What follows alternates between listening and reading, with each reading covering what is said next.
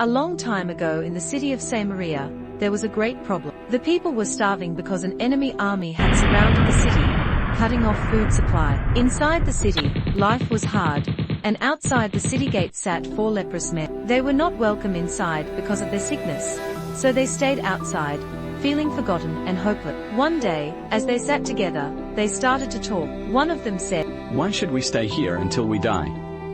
If we go into the city, there's no food, and we'll starve. If we stay here, we'll die anyway. But what if we go to the enemy camp? They might let us live, or they might kill us. Either way, we have nothing to lose."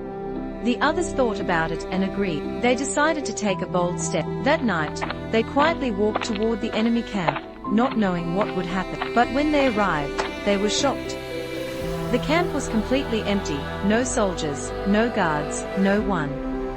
The enemy had run away in fear because God had made them hear the sound of a great army approaching. Thinking they were about to be attacked, they fled, leaving behind all their food, clothes, gold, and silver. The 4 men couldn't believe their eyes. They went into one tent and ate until they were full. Then they went into another tent and found treasure. At first, they thought of keeping it all for themselves, but soon, their hearts changed. This isn't right. Today is a day of good news, and we can't keep it to ourselves. Let's go back and tell the people in the city.